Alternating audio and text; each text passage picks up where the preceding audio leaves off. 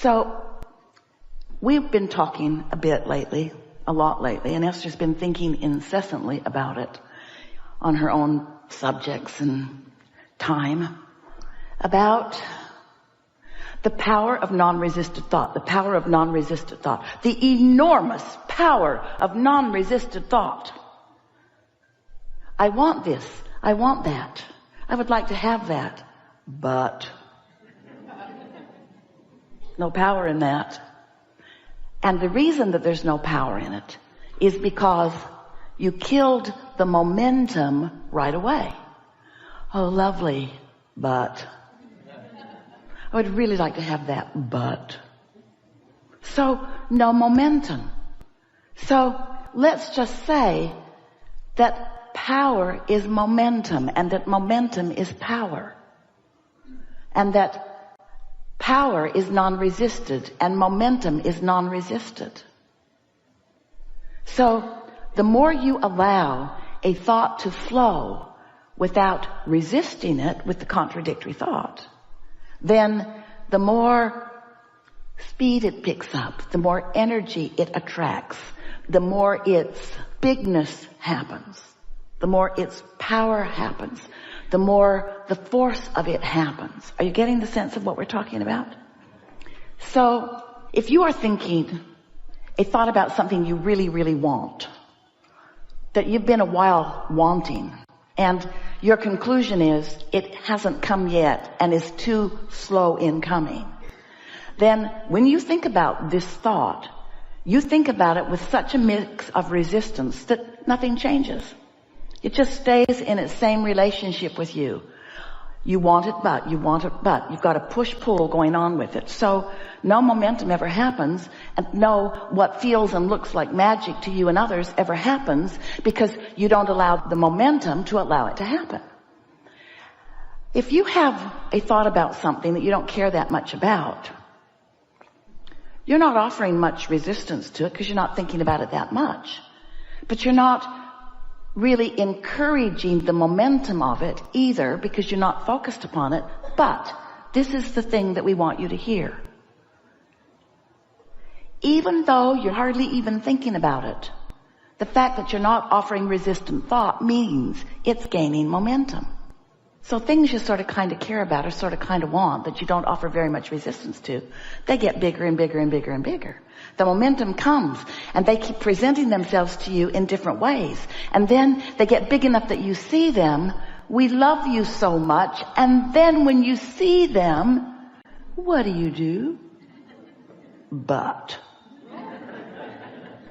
Then you offer the resistant thought, because you believe in the but. You believe in the objectivity. You don't want to look like a crazy dreamer. You don't want to look like someone who doesn't face reality. And we want you to be someone who is fine with us if you face reality. We just wish you'd be a better selective sifter about which parts of reality you face.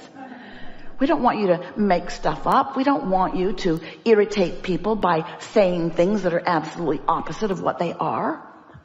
But we also want you to speak more about what you desire. So we'll talk about that as we are moving forward here today.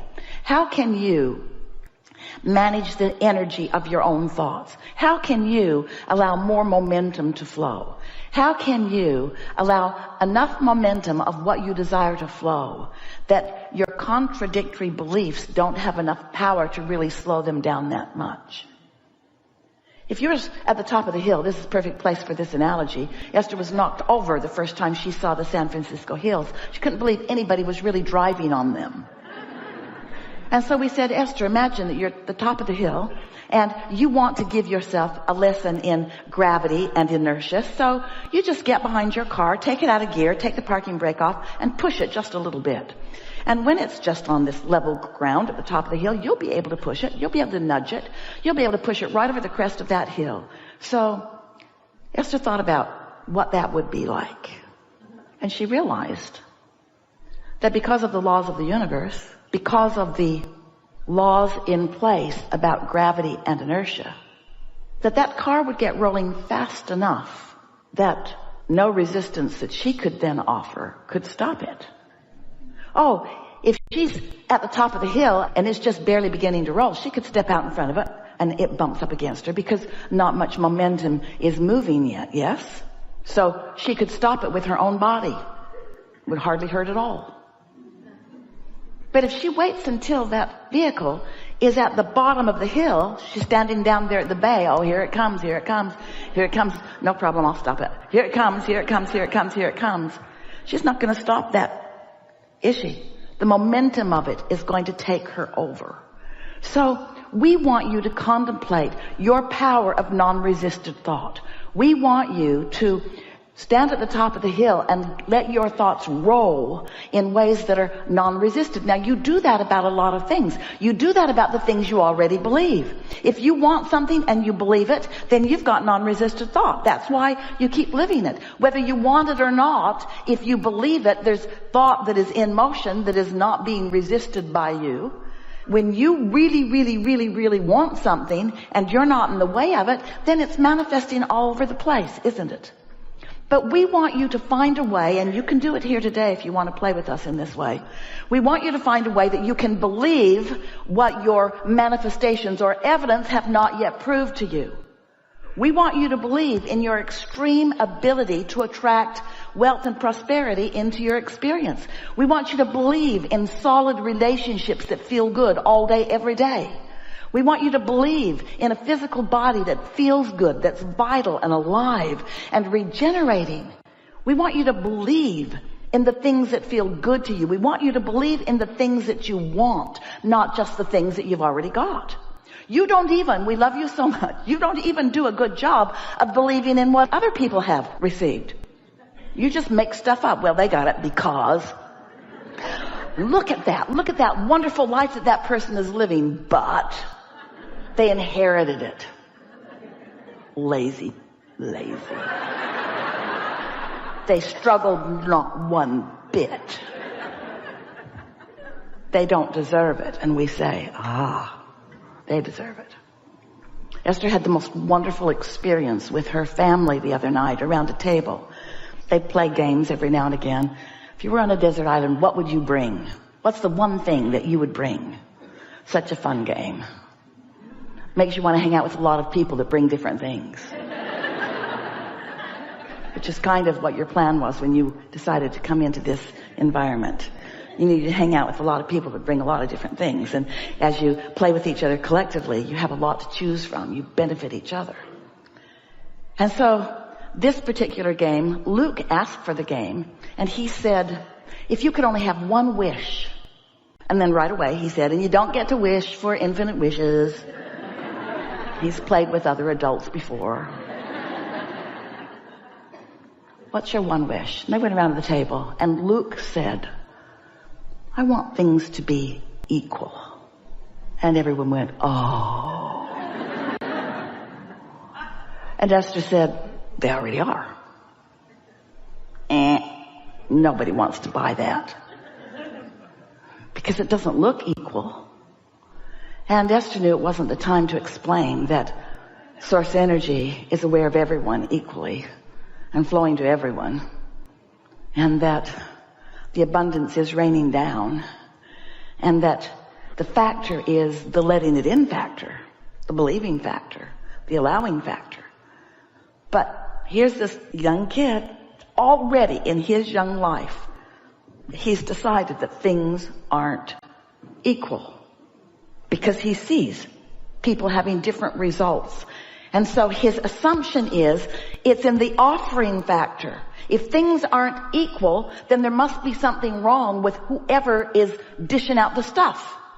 They must be mixed up. They are unfairly offering the abundance to the universe. They're offering it over there and not over there, and they're offering it over there and not over there. Because some people are sick and some people are well and some people are happy and some people are sad and some people are prosperous and some people aren't. In other words, there's all kinds of injustice that this very young person is witnessing as he looks around the world, and his logical conclusion is it's not equal. It's not equal because the manifestations are so varied. It is not equal. And Esther wanted to have 100 hours that she could just sit and softly explain the equality of the law of attraction. the fairness of it, the offering of it to everyone. And Esther knows that it doesn't seem equal if you're in an environment where people are optimistic and so you just pick that habit up, as compared to somebody who's in an environment where people are very pessimistic and you pick that up. Esther gets it, that different people are having different exposure to life. But she wants so much for everyone to understand that there is this power of the universe that is available to everyone. And it's a power that as you pay attention to how you feel, you can feel your in this moment allowance and utilization of it, or you can feel your pinching offiness of it. You can feel it. And so all day, every day, Esther and those like her, you guys, are having exposure to life that's letting you know. When something comes into your experience, notice the vibrational quality of it. And by that we mean, pay attention to the way that you've been feeling about that. There are two ways to know what you're creating in your experience. Two ways. One is wait till it manifests and then you look at it and say, yeah, that's about right. Or feel it before it manifests and then decide whether to encourage the feeling further or whether to choose something that feels differently. Because there is a momentum in every thought, and the things that you are thinking about are coming to you, whether you want them or not. You are powerful creators. You just have an abundance and a non-physical energy and a well-being stream and source energy who has been here and been here and been here, who is being here and being here and being here, who is on your side, who is promoting the things that you care about. But this law of attraction is an across the board, very even deal, where you get what you think about whether you want it or not. But you don't get what you think about whether you want it or not without knowing the direction of it. In other words, you can tell by the way you feel, because your inner being is source energy and thinking about the things that you are thinking about, and has a very clear perspective. When you say you want something, your inner being thinks, yes, yes, absolutely yes. And when you think, I want that, and then you are thinking, but, now there's a difference between your yes thought from your inner being's point of view and your but thought from your point of view. And that's what equals the contradiction in energy, which is the reason that you feel the way you feel. So if you will just make a decision that you care about how you feel. Esther had an experience lately where she made a decision about something. Let someone in her life up close pretty good. Felt weird right from the beginning. And instead of following her guidance, she overrode her guidance by wanting to give that person the benefit of the doubt. Because that's what good humans do. And then it got bigger and bigger and bigger and bigger and bigger and bigger and bigger and bigger and bigger and bigger and bigger and bigger. And then she said, I knew it then, I knew it then, I knew it then, I knew it then, I knew it then, I knew it then, I knew it then. I really know it now. I really, really, really know it now. I really, really, really know it now. And we don't want any of you to beat up on that. We just want you to start paying attention to what you knew and how it turned out. How you felt and how it turned out. We want you to start guiding yourself in the direction of what you want. Not controlling others, controlling your own vibration and therefore controlling your own impulses. You are under the influence of source energy or something else in every moment of every day. And when you are under the influence of source energy, you feel clear-minded and sure-footed. And when you're under the influence of something else, there's impulse. In other words, we get it that you might feel a desire to help out. We get it that you might be inspired by something other than source energy, because every thought that's ever been thought still exists.